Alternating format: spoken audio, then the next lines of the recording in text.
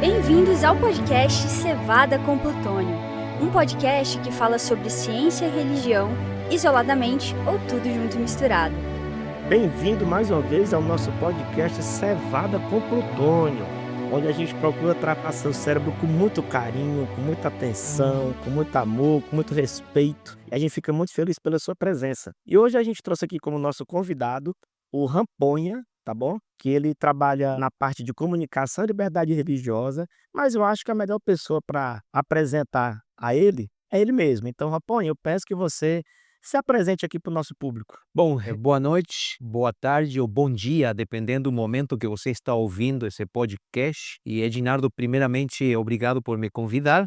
É uma alegria estar contigo, com Tiago, Alex, todos os que estão produzindo esse podcast. Então, antes de me apresentar, a palavra de gratidão pelo convite e parabéns, porque vocês estão contribuindo para que muitas pessoas possam ter reflexões profundas através dos conteúdos que vocês estão apresentando no podcast. Então, meus parabéns para vocês. Bom, eu sou Jorge Ramponha, eu estou casado com a Lia, a Lia é a minha esposa, nos casamos há 31 anos atrás, sou argentino, por isso o sotaque é pouco mais marcado do normal, mas estamos morando com a Lia aqui no Brasil há 13 anos, 12 anos e meio especificamente. Estamos muito felizes porque aqui no Brasil somos muito bem tratados, é um país muito carinhoso, um país que nos abraçou e moramos aqui no Brasil já faz um tempo. Tenho duas filhas, a Micaela e a Nicole, e eu gosto muito de estar com a minha família, por isso eu sempre digo que a primeira versão do Jorge que eu gosto de apresentar é a versão do pai de família, é a versão do esposo,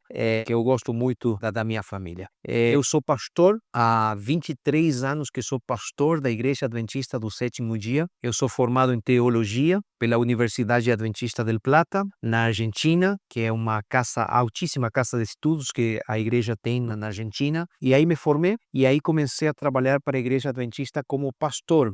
Porém, enquanto estava estudando teologia, também me formei na área prática da comunicação, como radialista também, entre outras coisas, e comecei a trabalhar em diversas áreas da Igreja Adventista e especificamente trabalhando na área da comunicação. Dos 23 anos de ministério pastoral que eu exerço, já tenho 16 anos que trabalho diretamente relacionado com a comunicação e especificamente trabalhei durante 9 anos na Rede Novo Tempo de Comunicação em algumas áreas. Trabalhei como diretor da rádio, como diretor da TV, Novo Tempo, e também trabalhei para coordenar as ações da rede de rádios e da rede de TV no mundo hispano também por 2 anos. Atualmente, eu estou trabalhando como líder de comunicação para 8 países da América do Sul, especificamente, obviamente, Brasil, e 7 países hispanos, né? Argentina, Chile, Uruguai, Paraguai, Peru, Bolívia e Equador. Né? São os países onde a gente está trabalhando. E estou liderando a área da comunicação, e estou liderando também a área da liberdade religiosa e as relações públicas da Igreja Adventista para a América do Sul. Na minha formação, já passei por alguns lugares também na minha formação acadêmica, com algumas pós-graduações. Sou pós-graduado na área de comunicação corporativa pela UNASP, a Universidade Adventista de São Paulo, no Centro Universitário Engenheiro Coelho, e também cursei MBA na área de influência digital pela Universidade Católica do Rio Grande do Sul e atualmente estou doutorando, estou no segundo ano cursando o doutorado de teologia aplicada especificamente, e a minha linha de pesquisa tem a ver com inteligência artificial e religião, ou inteligência artificial e o trabalho que a Igreja Adventista do Sétimo Dia faz no compartilhamento da Palavra de Deus, no estudo da Bíblia, no que a gente chama de evangelismo também, né? Que eu compartilho a Bíblia e compartilho as nossas crenças religiosas através de inteligência artificial. Então, te contando um pouco, né? Eu sou pai, sou esposo,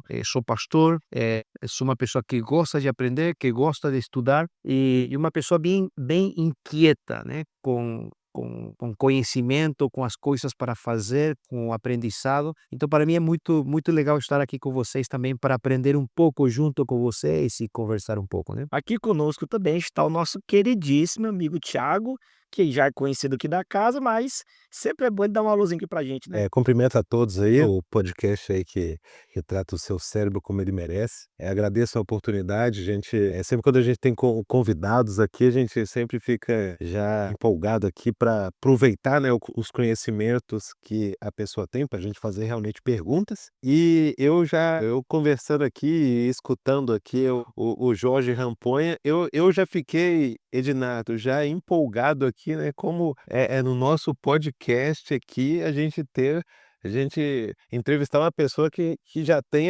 estudos, né, experiência na parte de rádio, né, que ele falou aí. Então, a gente fica muito feliz aí de termos essa oportunidade de trazer aí realmente pessoas até profissionais nessa parte. Jorge, então vamos lá. A primeira pergunta que eu tenho para você é o seguinte: você poderia falar um pouco para nós por que a Igreja Adventista, né, tem um departamento de comunicação? Assim, me explica, o que é que esse departamento faz? O que é? É de rádio. Você falou de rádio, TV, internet, mas o que esse departamento faz? Olha, essa é uma pergunta excelentíssima. Sabe que antes de vir aqui para o podcast, estava conversando com um amigo e me fez exatamente essa pergunta. Diz assim: Jorge, o que é o departamento de comunicação da Igreja Adventista? Bom, o departamento de comunicação na nossa igreja foi criado há muitos anos. Vocês sabem que a Igreja Adventista nasceu nos Estados Unidos. Em 1863 foi organizada como igreja, a Igreja Adventista do Sétimo Dia, e o departamento de comunicação teve papel fundamental no surgimento da Igreja Adventista e especificamente com a comunicação aplicada. E quando digo a comunicação aplicada, aqueles que conhecem um pouco mais da história do adventismo, os adventistas sempre utilizamos meios de comunicação para proclamar aquilo que nós acreditamos, que é que Jesus vai voltar a este mundo. E quando eu digo que nós usamos métodos para alcançar as pessoas, eu posso dizer que, por exemplo, antes de nós sermos chamados de adventistas do sétimo dia, nós éramos parte de um movimento que mais ou menos por volta de 1844, uns poucos anos antes, já começou com uma distribuição massiva de folhetos, de livros. Mas já quando a Igreja Adventista se organizou, a Igreja Adventista foi uma das primeiras igrejas a ter, por exemplo, casas publicadoras. E você vê que, então, através de folhetos, depois de livros, depois, quando chegou a época da rádio, nos inícios de 1900, e já quando a rádio começou a se popularizar depois da década de 20, aí a igreja também tomou uma decisão e nos Estados Unidos foi uma das primeiras iniciativas evangelísticas foi justamente começar a ensinar a Bíblia através o aparelho de rádio, através do rádio, né? E foi o pastor H.S.M. Richard, que era um evangelista, que ele começou a compartilhar a palavra de Deus através do rádio. Aqui no Brasil, por exemplo, nós tivemos grandes oradores através da rádio. E depois na TV também, né? Posso citar, por exemplo, o Roberto Rabelo, que foi um grande orador, né? Na TV, nós tivemos o primeiro programa evangélico da TV brasileira, foi da Igreja Adventista do Sétimo Dia. E com o passo do tempo, nós começamos a ter também não só livros, rádio, TV, mas também usamos internet para comunicar a mensagem. E hoje estamos usando diversas plataformas. Nesse contexto de a igreja sempre ter uma visão inovadora em relação com o uso de veículos de comunicação, aparece então a necessidade de ter um departamento, uma área que cuide especificamente da comunicação da igreja. Então, o departamento de comunicação cuida especificamente de duas áreas. Posso dizer, por um lado, a comunicação corporativa. O que é isso? Nós cuidamos, por exemplo, da marca da igreja, né? O fato da igreja, por exemplo, ter todas as igrejas uma logomarca unificada, todas as igrejas com o mesmo nome. Isso é uma responsabilidade do departamento de comunicação. Nós cuidamos também da reputação da igreja, né? Que a reputação é um grande capital. E a partir disso, então, nesse sentido, nós cuidamos do relacionamento com veículos de comunicação, a gente também cuida da relação com entidades públicas, com ONGs, né? Então, o departamento de comunicação acaba construindo pontes também com outras áreas, outras instituições para conversar, para a gente construir relacionamentos e, obviamente, para ajudar a outras pessoas. Então, não é só a reputação. Mas, por outro lado, o Departamento de Comunicação cuida de iniciativas que nós chamamos de iniciativas evangelísticas. O que eu quero dizer com isso? Por exemplo, na nossa área da comunicação, além da parte institucional, de reputação, de marca, de notícias, nós temos uma área de inovação. E nessa área de inovação, nós vamos fazendo pesquisas.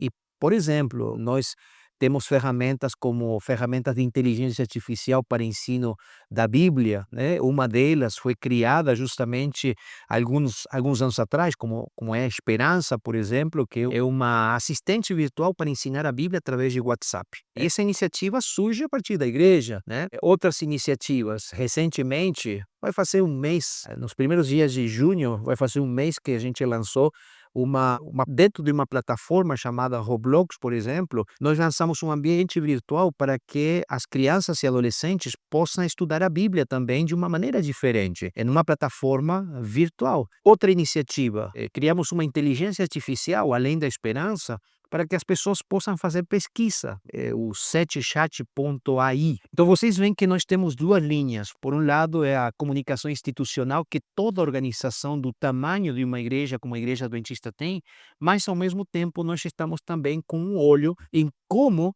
a igreja pode comunicar a esperança como a igreja sempre fez, seja por livros, seja por rádio, seja pela TV, seja pela internet, seja pelas redes sociais, ou hoje, seja através de outras plataformas que vão surgir. Então, nós estamos sempre com um olho no cuidado do nome da igreja, das pontes que a igreja constrói, mas também nós estamos de olho na inovação e como nós podemos fazer para alcançar as pessoas onde elas estão, né? Então, resumindo, o Departamento de Comunicação ajuda as outras áreas da igreja, é um suporte para outras áreas da igreja e ajuda a igreja a cuidar tanto das áreas de inovação para o evangelismo, como também da área da reputação. Olha, deu para sentir aí o tamanho da responsabilidade. Fale um pouco pra gente também, Jorge, o seguinte, como é uma igreja, eu vou falar da igreja adventista aqui no Brasil, tá? Que eu não tenho os números aqui da América do Sul, mas se eu não me engano, nós no Brasil somos alguma coisa como um pouco mais de 1 milhão de membros considerados ativos, né? Membros que estão no nosso hall de membros. Como é, e eu vou falar agora da América do Sul também, como é você conseguir ter emissora de TV, canal de internet, você ter rádios, publicações de livros. Todo ano a gente tem a campanha da Esperança, com mais de 1 milhão de livros distribuídos, ou alguma coisa assim. Depois você fala os números corretos. A gente está no YouTube, a gente está em diversos canais de distribuição de mídia, né? Diz essa coisa toda. Quer dizer, você, nesse caminho todo, a gente tem diversas tecnologias de mídia, a gente tem vários conteúdos, a gente tem música, a gente tem literatura, a gente tem estudo bíblico, tem programa infantil, a gente tem comunicação, digamos, oficial, né? Você tem que falar com autoridades, com partidos, outras igrejas, a gente tem que falar com todo mundo. Como é falar com tanta gente de classes sociais diferentes, culturas diferentes, visão de um mundo diferente? Como é conseguir falar para tanta gente, em tantos lugares, por tantos diferentes modos, por tantas diferentes mídias, sei lá, de maneiras, e conseguir manter uma identidade adventista? Como é que é isso, assim, você olhar e pensar: "Ufa, isso tem cara de adventista". E conseguir também ser diverso bastante para cada pessoa se sentir pessoalmente tocada. Perfeito. Olha, a tua pergunta foi sensacional. Foi sensacional. Olha, é um grandíssimo desafio. Eu vou colocar mais pimentinha no comentário que você fez, porque além de tudo isso que você mencionou, nós fazemos, como igreja, digo, né? Nós, porque todos nós fazemos parte disso, mas nós fazemos conteúdos em português, em espanhol e em outras línguas que nós temos na América do Sul, por exemplo, Guarani, por exemplo, também línguas que nós temos no Peru, na Bolívia também, Quechua, Aymara. Então, além de toda essa complexidade, nós também estamos produzindo conteúdos em pelo menos 5 línguas nesse momento na América do Sul. O que eu posso te dizer, o que eu posso dizer para vocês, Reginaldo e Tiago, é que neste momento, nós contamos com profissionais de diversas áreas e profissionais que realmente têm o coração naquilo que é feito para contar para as pessoas a esperança que nós temos. Então, eu vou citar só um exemplo. Vocês, com esse podcast aqui, vocês tiveram que trabalhar para vocês fazerem um estudo para saber qual era o público que vocês queriam atingir. E vocês fazem parte também do trabalho que os adventistas, de alguma outra maneira, estão fazendo, seja a parte institucional ou seja a parte voluntária. Então, eu te diria assim, primeira questão que nós trabalhamos muito é cada mídia tem que ser analisada e tem que ser, a abordagem da mídia tem que ser estudado para atingir o público que nós queremos alcançar. Então, vou te colocar aqui alguns dos desafios lindos que nós temos, graças a Deus. Hoje, na América do Sul, nos 8 países que mencionei anteriormente, nós temos 2,7 milhões de membros. Desses 2,7 milhões de membros, estou arredondando os números, nós temos 1,7 milhões de pessoas, de membros adventistas do sétimo dia que vivem no Brasil. Agora, por exemplo, nós temos a TV Novo Tempo, porque a TV Novo Tempo, nesse momento, a audiência potencial, e repito, é audiência potencial, é uma estimativa de audiência que não é a gente que faz, não é a igreja que faz, senão que são as empresas de mercado que medem a audiência, nos dizem, olha, essa audiência potencial de uma TV como a TV Novo Tempo. Nesse momento, estamos em 200 milhões de pessoas, mais ou menos, a nossa audiência potencial. Então, quando você compara a audiência potencial que nós temos com a quantidade de membros que nós temos na América do Sul, é grandemente diferente a quantidade, né? Então, a audiência potencial é muito maior daquilo que nós somos como membros. Coloco um outro exemplo. Nesse momento, a Igreja Adventista na América do Sul tem 221 ou 22 rádios em toda a América do Sul. Isso representa quase 110 milhões de pessoas de audiência potencial que a igreja tem através da rádio. Mas digo mais, a gente estava fazendo uma pesquisa no Brasil sobre a presença digital da Igreja Adventista do Sétimo Dia no Brasil. E uma coisa me surpreendeu. Nós fizemos uma análise com todas as igrejas e nós queremos saber como estão os adventistas. E uma coisa que, repito, surpreendeu a gente foi que na análise aparecem as 5 principais igrejas do Brasil em presença digital. São os católicos, os Testemunhas de Jeová, a Igreja Universal, a Igreja de Jesus Cristo dos Santos dos Últimos Dias e os adventistas. Essas são as principais igrejas com presença digital. Mas o que mais me chamou a atenção é que os adventistas somos os segundos em presença digital e os primeiros são os católicos. E, obviamente, os católicos têm muito mais membros do que nós temos como igreja adventista. Porém, as iniciativas feitas através da rádio, feitas através da TV, feitas através dos livros ou feitas através da internet, buscam falar com diversos públicos. E quando você analisa seu público e quando você leva para teu público um conteúdo relevante, porque isso é o que o público está precisando, obviamente nós apresentamos o grande conteúdo, aquilo que nós acreditamos que é a palavra de Deus, é o nosso livro sagrado, é a Bíblia. Então, o conteúdo, a identidade parte disso, da Bíblia. Agora, é feito um estudo para atingir ao público com a Bíblia conforme a necessidade que o público tem. Não é uma adaptação cultural da Bíblia, mas é a Bíblia falando para a necessidade que essa pessoa tem. Então, quando você faz um conteúdo, seja livro, seja programa de TV, ou seja conteúdo para a internet, você está pensando no público e você está pensando naquilo que quer ser comunicado. Então, nesse sentido, é você apresentar o alimento que o público, que as pessoas estão precisando, da maneira certa para que essas pessoas possam ser atingidas e essas pessoas possam ter o benefício de receber a palavra. Então, tudo isso leva tempo, tudo isso leva um processo de conhecer, de estudar e, graças a Deus, vou falar da Novo Tempo, nós temos grandes profissionais que trabalham tanto na rádio como na TV, e nós temos grandes profissionais também que trabalham nas nossas casas publicadoras. Nós, na América do Sul, temos 2 casas publicadoras. Aqui no Brasil, a mais conhecida é a CPB, mas nós temos uma casa publicadora também que publica livros em espanhol, cuja sede está em Buenos Aires, na Argentina, mas imprime livros para toda a América do Sul. O que eu quero dizer é, todos esses profissionais fazem um estudo, estudam o público, estudam as necessidades, e conforme a isso, então é apresentada a palavra de Deus, que traz uma resposta para o ser humano, para que o ser humano possa entender a vontade de Deus para a sua vida. E o que é mais interessante é o retorno disso. E eu quero colocar uma iniciativa, um exemplo a mais, que é uma iniciativa que a igreja tem, que é a produção de filmes e seriados, através da plataforma de streaming chamada Felicity Play. Sabe, eu fico assim emocionado.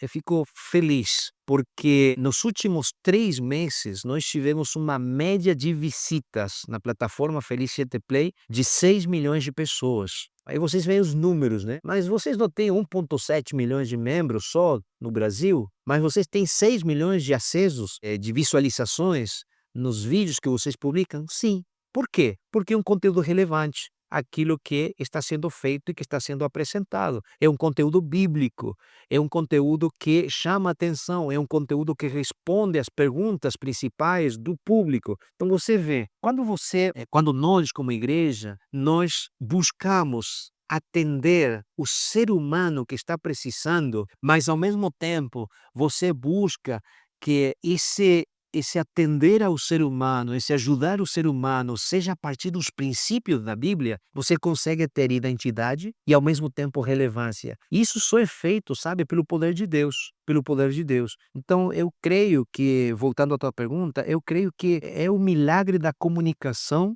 o fato de poder atender os públicos com conteúdo relevante e sobre todas as coisas baseado na palavra. Então, eu acho que esse aí é um milagre que só através do poder do Espírito Santo a gente pode realizar. Jorge, tanto confirma esse alcance que você sabe que tá rolando agora, claro, né, o prêmio IBEST, né, que é praticamente o Oscar da internet brasileira, e nas categorias que tem a ver com religião, apesar de sermos uma igreja que em quantidade de membros, né, está na 10º lugar, o 15º no Brasil, alguma coisa assim, a gente está com vários canais e líderes nossos nas cabeças, né? O Rodrigo Silva, o Leandro Quadros, o Daniel Lindick, né?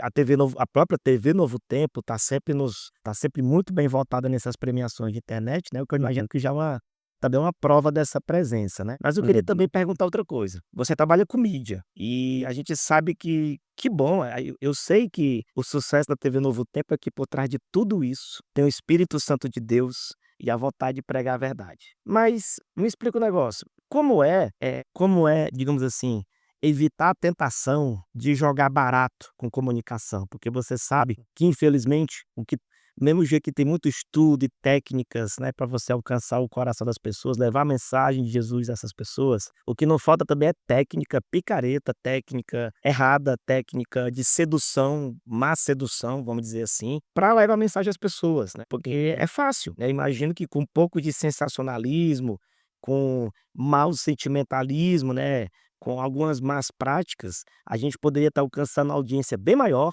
e bem mais rápida. Você poderia falar um pouco sobre isso?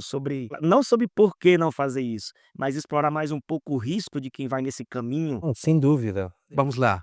Primeiro, eu acredito que nós, como igreja, temos o dever ético, moral e espiritual de sermos transparentes, sermos sinceros com as pessoas em relação com os métodos que nós utilizamos. Eu tenho uma preocupação, Tiago, eu tenho uma preocupação muito grande, sabe? Com o risco que às vezes as pessoas estão correndo, especialmente influenciadores, e não estou falando de influenciadores adventistas só, estou falando no geral, o risco que se corre também com as instituições que utilizam as plataformas digitais também, de entrar na utilização de recursos que não são éticos, que não são morais e menos ainda espirituais. E realmente, a tentação pode ser grande, porque o que acontece hoje no mundo digital é que a competição é muito grande. A competição é muito grande. Diferentemente do que era no passado, quando nós tínhamos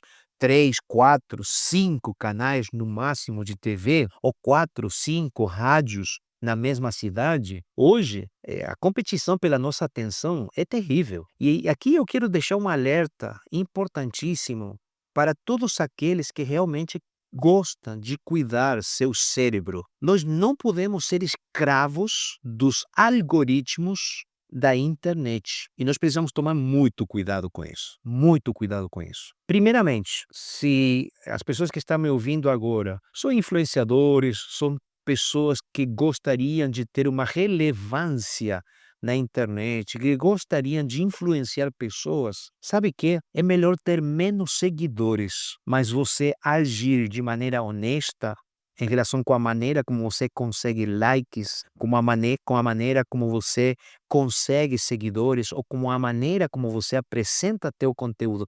É melhor ter menos seguidores do que você ter que criar uma fachada de você para você atender às expectativas do teu público. Hoje, a grande relevância de uma influência digital tem a ver especificamente com a honestidade intelectual e com a ética, que por sinal é cada vez mais escassa, cada vez mais difícil de achar. O que eu quero dizer é que, primeiramente, menos como igreja, mas como pessoas, como cristãos, nós não deveríamos usar metodologias que façam com que as pessoas sejam manipuladas, nem na internet, nem nem em outro lugar. Até porque eu tenho um argumento bíblico para isso, porque eu acredito nisso. E aqui eu vou entrar um pouquinho numa outra área, que é a liberdade que Deus nos deu, a liberdade de expressão, a liberdade religiosa, a liberdade de escolha. Quando você vai para o livro de Gênesis, você encontra que Deus criou ao ser humano. Gênesis capítulo 1, verso 26 e 27, diz claramente que nós fomos criados à imagem de Deus. E Deus nos criou com capacidades. Deus nos criou à semelhança dele, com a capacidade de pensar. Nós somos diferentes dos animais. Nós somos diferentes de outros seres vivos. Nós temos a capacidade de pensar.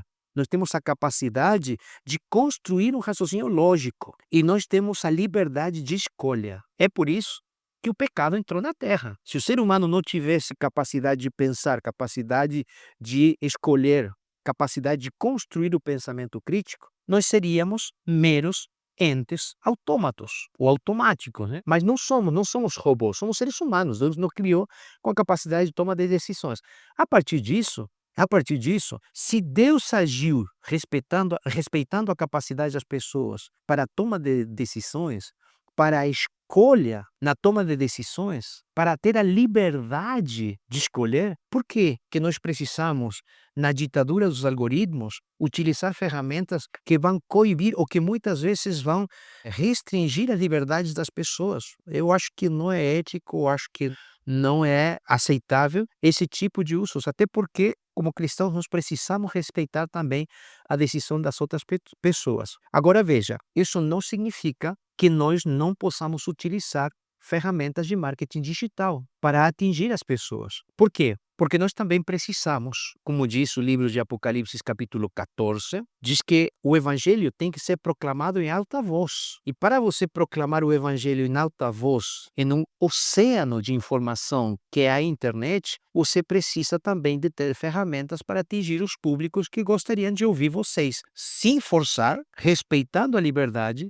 mas ao mesmo tempo dando a possibilidade que essas pessoas possam te ver. E aí é onde entra o marketing digital. É o marketing para você entregar um conteúdo. E nesse aspecto, eu acho que o marketing bem utilizado, o marketing que respeita o outro, o marketing que leva o conteúdo, mas que permite a reflexão e a decisão da outra pessoa, é uma ferramenta que nós sim podemos usar, respeitando, repito, os valores éticos, os valores morais, e os valores espirituais. Então, eu creio firmemente nesse respeito que nós precisamos ter do outro, em todos os sentidos, mas aqui estamos falando especificamente do ambiente digital, mas ao mesmo tempo creio também que nós precisamos, em cima da competição que há pela atenção do ser humano, nós também precisamos de ferramentas que respeitem os valores, mas que ao mesmo tempo possam apresentar a oportunidade das pessoas nos verem e tomar uma decisão.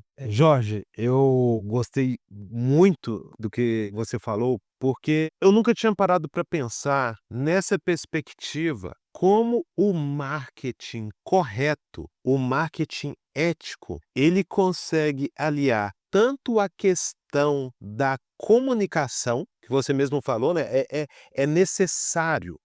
O marketing é necessário para você ser visto, principalmente para uma igreja como a Igreja Adventista, que tem como foco, né, a missão, né, das outras pessoas conhecerem, e da questão da liberdade religiosa, né? Porque quando você faz um marketing verdadeiro, sem apelar para para o fantasioso, para o mentiroso, para essas coisas, você respeita a liberdade da outra pessoa.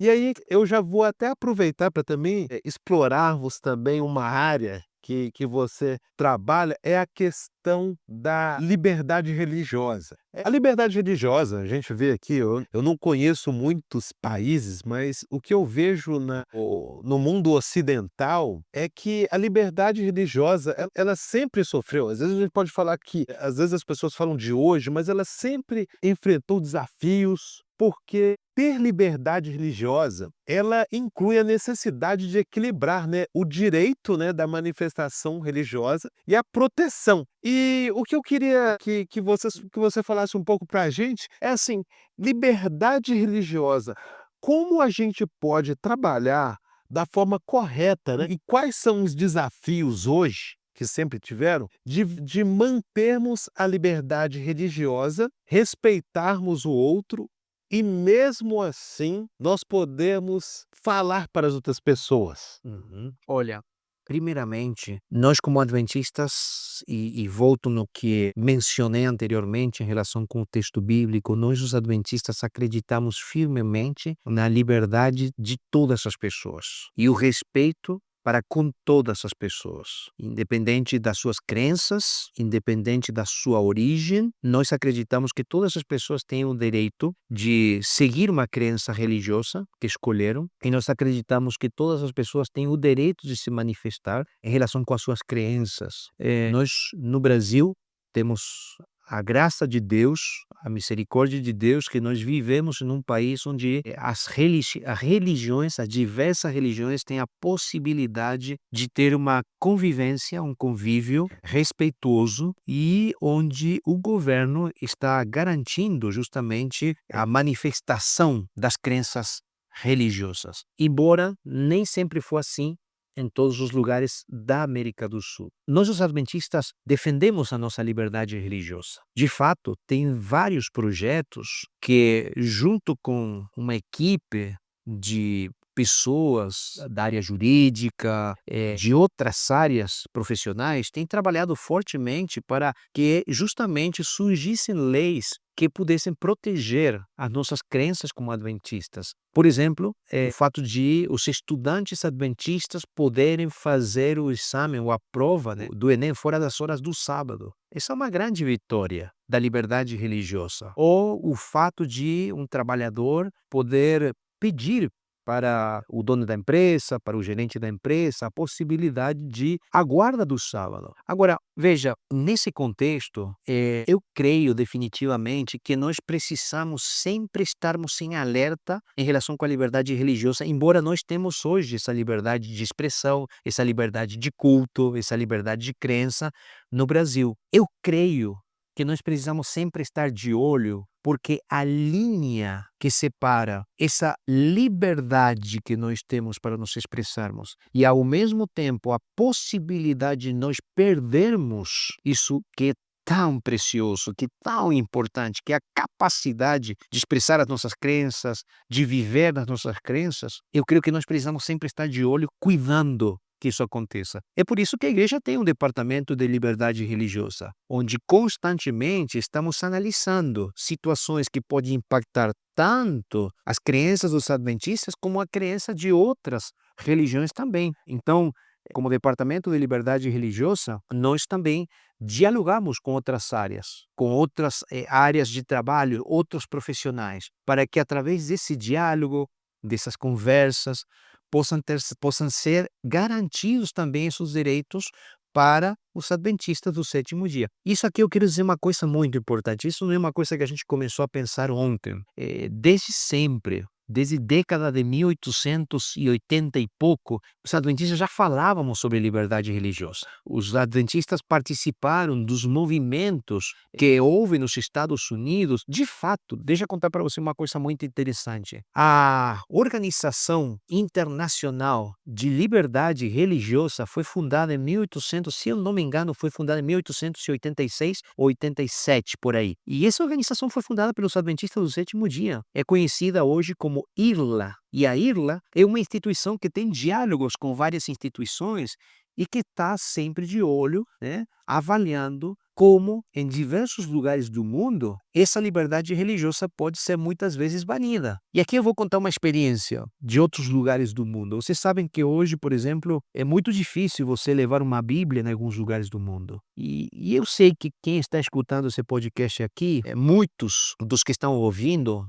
podem ser cristãos, outros podem ser de uma linha mais acadêmica ou científica, né? Mas se você tem uma crença religiosa, eu quero fazer um apelo para você. Qualquer uma seja a tua crença religiosa, peça a Deus aí onde você está, para que nós continuemos tendo liberdade religiosa aqui na América do Sul, aqui no Brasil, mas para que em outros lugares também as pessoas possam ter a possibilidade de seguir as suas próprias crenças. A minha filha, uma das minhas filhas, a minha filha mais nova, ela teve a experiência de ir como missionária, como voluntária para um país de Oriente Médio. Eu não vou citar o nome do país, mas ela esteve trabalhando durante um ano. E no país onde ela estava, onde a religião maioritária era a religião muçulmana, ela não podia exercer, embora é um país aberto, ela não podia exercer abertamente a sua religião. Por exemplo, andar com uma Bíblia na mão. Não podia, né? Não podia. Ou dizer em alguns lugares que ela tinha uma crença cristã. Não podia. E um dos diálogos que me chamou mais atenção com a minha filha, das reflexões que a gente fazia, ela me disse: pai, é muito interessante que quando a gente sai de onde nós estamos, e a gente vai para lugares onde as pessoas não têm a capacidade de seguir a sua religião ou de decidir a sua religião. É muito ruim, pai, ela me diz. E o mais triste, o fato de você não poder compartilhar a tua fé, falar de Deus, de Jesus para essas pessoas, porque você pode ser apedrejado, você pode perder a tua própria vida se você fala demais ou diz alguma coisa. E volto naquele apelo para os nossos amigos que estão ouvindo aqui. Eu creio que primeiro nós temos que agradecer a Deus. Repito, não sei qual é a tua religião, você está ouvindo o podcast aqui, mas tomara que você se sensibilize e você diga: puxa, eu posso ser ateu livremente aqui onde eu sou, ou eu posso ser cristão livremente aqui onde eu estou, ou eu posso ser de uma outra religião livremente aqui onde eu estou, mas tem outras pessoas que não podem. Há poucas semanas atrás eu estava num evento de liberdade religiosa na Argentina e nesse evento conheci umas pessoas de uma certa denominação, que não vou citar o nome da denominação, mas que por certas razões, em um país da Ásia, eles foram completamente banidos pelo governo. Foram tiradas as instituições, eles tiveram que sair do país, e eles me diziam com lágrimas nos olhos, diz: pastor, nós sabemos que nós não temos a mesma religião, mas nós admiramos de vocês, os adventistas, o fato de que vocês, quando falam de liberdade religiosa, vocês têm brilho nos olhos e vocês oram, clamam a Deus para que não só vocês tenham liberdade religiosa, mas nós também. E isso me emocionou, porque eu vou dizer uma coisa para vocês, Tiago e Edinardo. Cuidar da liberdade religiosa também nos dá a possibilidade de pregar, de falar de Deus. Então eu acredito que, conforme as profecias da Bíblia dizem, em algum momento essa liberdade religiosa nos será retirada, nos será tirada. Nós não teremos mais essa liberdade religiosa. E a partir disso nós não poderemos pregar mais aquilo que nós acreditamos. É a Bíblia que diz, o livro de Apocalipse é claro, Apocalipse capítulo 13. Eu digo, nós temos uma oportunidade de ouro. Podemos falar de Jesus, podemos compartilhar a nossa esperança. Então, eu acredito que nós precisamos acelerar esse compartilhamento enquanto nós temos liberdade religiosa. E é por isso que trabalhamos para continuar tendo. Porque enquanto temos liberdade para nos expressar, para acreditar e para viver a nossa religião, nós temos possibilidade de pregar aquilo que nós acreditamos para outros aceitarem. Então, eu acredito firmemente que essa é uma responsabilidade enorme que nós temos como adventistas do sétimo dia de cuidar a liberdade religiosa, falar mais sobre isso, orar por isso, para que Deus abra portas em alguns lugares e para que ao mesmo tempo Deus mantenha as portas abertas onde ainda nós temos possibilidades. Até complementando aí que o Jorge falou muito bem aí sobre liberdade religiosa, para você que nos escuta. Eu, pelo menos, não sei se você está escutando, se você é ateu ou você é de alguma religião, mas é algo que a gente tem que raciocinar, né? Toda religião que ela tem dificuldade em aceitar aquele que discorda, de uma religião que em algum lugar é maioria e tem humildade de se limitar, já é algo contra ela. A questão de você acreditar que você está no caminho certo te dá a tranquilidade de aceitar que as outras pessoas podem discordar de você. Por isso que eu acho muito interessante isso, sempre eu valorizei muito na Igreja Adventista, que é essa questão de realmente se preocupar na liberdade religiosa também das outras pessoas. Não é uma questão só de liberdade religiosa para nós falarmos, mas da liberdade das outras pessoas de discordar e de escolher um caminho diferente. Por isso que o Jorge está falando é muito importante e é algo que a gente tem que realmente valorizar e levar em consideração na hora de tentarmos entendermos as religiões, os caminhos, qual é o caminho certo. Uhum. E eu queria complementar e até pedir ao Jorge, de repente, comentar sobre isso também. Eu vi um filme ontem de espionagem, O Espião que Sabia Demais, e é interessante que tem uma cena que um dos personagens fala o seguinte: nós vamos conseguir derrotá-los, porque eles são fanáticos. Aí a pessoa pergunta: como assim? Pô, como assim fanático? Não, porque toda pessoa que é muito fanática, muito autoritária, muito defensiva, uma pessoa que é muito extremista, né, nessa questão de proteger uma ideia, uma situação, e de maneira assim inabalável, geralmente é uma pessoa que esconde uma grande dúvida. E em cima disso, desse ambiente, né, que o Thiago comentou, dessa minha frase, eu queria que você comentasse também como é que você enxerga os principais desafios no Brasil, na América do Sul, talvez no mundo hoje em termos de liberdade religiosa, e emendando mais uma questão para embolar tudo de vez. E a gente sabe que toda restrição de liberdade, a primeiro lugar atacado é comunicação. Primeiro, geralmente, você tem uma comunicação, aí a gente vai voltar para manipulação, né? Geralmente tem muita manipulação de ideias, você tem que eleger um inimigo, ou 2 ou 3, você precisa criar um clima de nós versus eles. Então você poderia falar sobre aprofundar mais nesse cenário, os desafios e o que é que a gente pode fazer? Nós, como cristãos, fomos chamados para ser pacificadores, né? Infelizmente, o mercado dos algoritmos se alimenta de duas coisas, ou se aproveita de duas coisas. E isso não sou eu que digo, isso são as tendências e os estudos que marcam isso. Então, por incrível que pareça, as comunidades digitais, a internet se alimenta grandemente de notícias falsas, de fake news, que são compartilhadas de diversas maneiras através da internet. E a segunda questão são os discursos que, infelizmente, são discursos muitas vezes onde criam realmente Estou tentando buscar as palavras certas para falar isso, mas são discursos que muitas vezes trazem mais divisão, ódio e brigas. Então, os algoritmos se alimentam dessa maneira. Então, vocês vão perceber que é mais fácil espalhar, mais fácil espalhar na internet uma notícia falsa, um meme, um GIF, um vídeo animado, um vídeo feito através de inteligência artificial, do que espalhar uma verdade profunda como é um vídeo religioso. Agora, isso justamente a internet está explorando através de muita pesquisa, mas as redes sociais, as plataformas digitais estão explorando aquilo que o ser humano tem de ruim, estão explorando essa maldade que nós temos e está se aproveitando disso.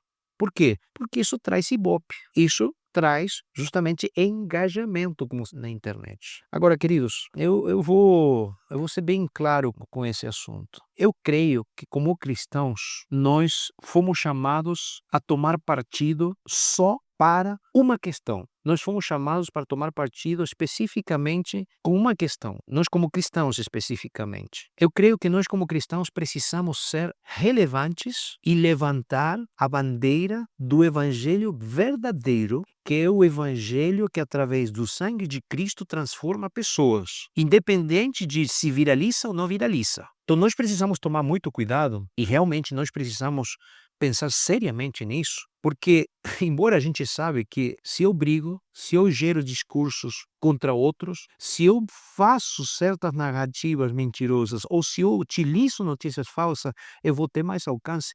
Repito o que eu já disse, isso não é ético, não é moral e não é espiritual, não é religioso. Então nós como cristãos não podemos nos envolver nesse tipo de brincadeiras, nesse tipo de diálogos. Porque eu vou dizer uma coisa para vocês, queridos, o que nós acreditamos é que esse mundo, neste mundo, nós estamos de passagem. A nossa pátria é uma pátria celestial. E aqui não estou sendo místico com o que eu estou dizendo, eu acredito nisso. Eu acredito na palavra que diz que Jesus vai voltar na nuvem dos céus. Eu acredito nisso. Eu acredito que Jesus vai vir para resolver o problema do pecado. Mas a Bíblia não diz, jamais diz que esse problema vai ser resolvido por mãos humanas. Então, embora nós precisamos respeitar governos, nós precisamos respeitar leis, porque o nosso dever e é o nosso direito como cidadãos de um país. Ao mesmo tempo, nós temos que entender também que nós precisamos parar de olhar tanto para aquilo que acontece no aqui e no agora, parar às vezes de discutir ideias, parar às vezes de discutir com as pessoas porque pensam diferente da gente, e às vezes isso é feito no Twitter, é feito no TikTok, é feito no Facebook, é feito no Instagram, ou é feito na mesa de casa quando nós estamos jantando. Nós cristãos não fomos chamados a ganhar uma discussão. Nós, os cristãos, fomos chamados a ganhar pessoas através da pregação do Evangelho, apresentando o Cristo que morreu por pessoas. Então, nós não fomos chamados para ser apologistas das nossas ideias. Nós fomos chamados a ser proclamadores. Então, sabe que vamos parar de gastar nosso tempo em discussões que não levam a nenhum lugar? Vamos parar de compartilhar fake news? Vamos parar de compartilhar, às vezes, coisas que não trazem sentido nenhum para outras pessoas? Eu vou começar a compartilhar, vamos criar uma contracultura na internet, compartilhando conteúdos, compartilhando pensamentos que levem as pessoas para Jesus. É verdade, você pode dizer, Jorge, mas isso aí não viraliza. Queridos, nós não fomos chamados para viralizar. Nós fomos chamados para sermos sal da terra. Nós fomos chamados para trazer sabor à vida das pessoas, não por nós, mas por Jesus. Então, eu acredito firmemente que nós precisamos realmente levantar uma geração de cristãos que, consagrados pelo poder do Espírito Santo, marcam uma diferença, mas não através de discussões na internet, não através de discursos, mas através de uma vida transformada pelo poder do Espírito Santo. Desculpem que esteja sendo tão, como dizer, queridos, Tiago e Edinaldo, desculpem que esteja sendo tão, num sentido tão espiritual, em um podcast que vocês trabalham também muito a parte científica e intelectual. Mas nós, como cristãos, não podemos separar essas coisas. Nós precisamos ser inteligentes, nós precisamos preparar a nossa cabeça, o nosso cérebro, mas ao mesmo tempo nós precisamos ter a inteligência espiritual que Deus nos dá para entender o tempo que nós vivemos. O livro de Efésios diz claramente, queridos, o apóstolo Paulo, queridos, vocês estão vivendo em tempos maus. Vocês estão vivendo em tempos maus. Portanto, ele diz, abram os olhos. E eu gosto do que diz Colossenses capítulo 1, acho que é o verso 9. Capítulo 1, busca aí depois. Diz o apóstolo Paulo, queridos, eu estou orando por vocês, disse o apóstolo Paulo, porque vocês têm a sabedoria. E ele diz assim, mas para que vocês tenham a sabedoria e inteligência, ele diz. E há uma versão da Bíblia que eu gosto muito, que é a NVI, que diz que vocês tenham inteligência espiritual. Olha que interessante. Por um lado, Paulo, no livro de Efésios, diz, estamos vivendo em tempos maus. Abram os olhos. Vocês não têm que viver como os outros vivem. E por outro lado, Paulo diz assim, olha, é o seguinte, sabe o quê? Seja sábio. Eu estou orando para que você seja sábio. Mas o mais importante, ele diz, eu estou orando para que você, além de ser sábio, tenha inteligência, mas não qualquer inteligência. Ele diz para que você tenha inteligência espiritual. E eu me permito fechar com isso, dizendo assim, num mundo no qual hoje, através do digital, máquinas, através da internet, que podem gerar vídeos falsos, que podem gerar vozes falsas, que podem gerar imagens falsas. Nós vivemos em um mundo onde tudo isso está sendo utilizado para enganar, para mentir, para destruir a reputação de pessoas. Nós, como cristãos, fomos chamados a sermos sábios e a sermos inteligentes, inclusive mais inteligentes que as máquinas, porque a nossa inteligência não pode ser uma inteligência que tenha a ver só com conteúdo. É uma inteligência espiritual que Deus está chamando para que a gente tenha. Então, queridos, eu creio definitivamente, firmemente, que nós precisamos nos levantar como cristãos inteligentes, pedir a sabedoria de Deus para utilizar da maneira certa e, repito, com ética, moralmente correto e espiritualmente alinhado com a vontade de Deus. Todo o que a gente utiliza na internet, na comunicação ou até com as outras pessoas. Bem, para a gente ir para o encerramento do nosso programa, eu convido aqui o Tiago para algumas últimas palavras e depois o Jorge, tá, Jorge? Para a gente encerrar o programa por hoje, que com certeza foi para lá de instrutivo e novamente muito curto. Ainda mais porque o nosso convidado é 2 em 1, né? Ele, além de trabalhar com comunicação, que já é um mundo, ainda trabalha com liberdade religiosa, que é outra frente de batalha gigante, mas associada. Eu agradeço bastante aí, eu gostei demais da conversa que nós tivemos com o Jorge. E tudo isso que eu escutei de você, Jorge, o que veio na minha mente e que fica para mim nessa questão de marketing, comunicação e liberdade religiosa, é aquela passagem que está em João capítulo 9, quando Jesus cura aquele cego e o cego ele é confrontado pelos líderes religiosos. E eu penso muito nisso sobre a questão da diferença do advogado para a testemunha. E aquele cego, ele não entrou em embates. Ele no verso 25 de João capítulo 9, ele diz simplesmente para aqueles líderes religiosos: se ele é pecador, eu não sei. De uma coisa eu sei, eu era cego e agora vejo. Da mesma forma para nós, a gente não entrar muito nos embates, mas uma coisa nós sabemos: quando conhecemos o Deus da Bíblia, nós não permanecemos os mesmos. Deixamos de ser cegos e agora vemos a vida de um jeito diferente. Amém. Amém. O Jorge, poucos minutos atrás, já fez o texto dele já foi um baita encerramento, mas eu queria deixar com ele as últimas palavras aqui para, de repente, alguma conclusão extra, mas fica à vontade, Jorge. Amigos, só agradecer, de verdade, vocês estão fazendo um trabalho maravilhoso através do podcast, vocês estão espalhando opiniões, vocês têm realmente um trabalho ético, transparente que você está realizando. Então, quero agradecer muito pelo convite do podcast, eu quero agradecer pelo ministério de vocês e eu quero também agradecer aos nossos amigos que estão ouvindo o podcast. Eu acho que as palavras do Tiago eu faço minhas também. Nós precisamos ser sábios, e nós precisamos clamar para que Deus abra os nossos olhos. Eu sempre digo assim, nós não podemos, como cristãos, parar de estudar. Nós não podemos parar de pensar. Nós não podemos terceirizar o nosso pensamento. Nós precisamos, certamente, sermos pessoas com a sabedoria de Deus, mas com conhecimento também das questões deste mundo, mas com conhecimento da palavra de Deus. Então, meu desafio é para você: se prepare mais, estude mais, pense mais, reflita mais. Ao mesmo tempo, gaste tempo para ter um compromisso pessoal, particular e diário com Deus. Porque eu acho que essa é a base do cristianismo e a base do relacionamento que Deus quer ter com a gente. Então, queridos, de verdade, obrigado por me permitir estar com vocês. Edinaldo, Thiago e toda a equipe que está produzindo. E eu quero que vocês saibam que eu vou estar orando muito por vocês, pelo trabalho que vocês estão desenvolvendo, que realmente é uma bênção. Muito obrigado e um grande abraço. Então, encerramos aqui mais um podcast Cevada com Plutônio. Muito contente pela participação aqui do Jorge, foi maravilhosa, ele foi muito gentil com a gente. E o conteúdo dele vocês já ouviram, né, gente? Que bênção.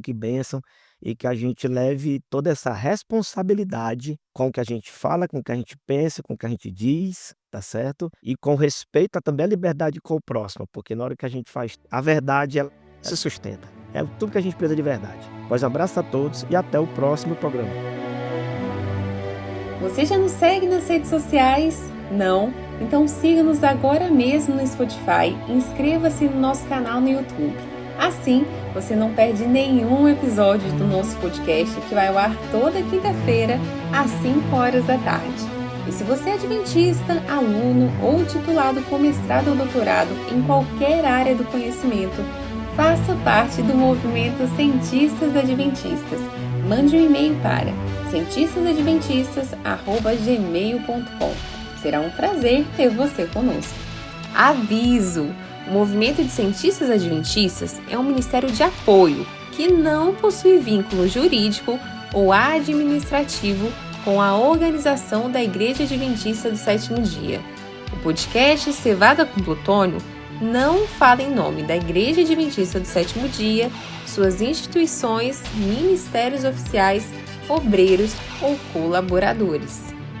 Se você gostou deste episódio, assine gratuitamente nosso podcast no Spotify, Amazon, Apple e se inscreva no nosso canal no YouTube. É só procurar por podcast Cevada com Plutônio nos streams de áudio ou Cientistas Adventistas no YouTube, Instagram, Facebook e X. E compartilhe com seus amigos. Assim você nos ajuda a chegar a cada vez mais pessoas.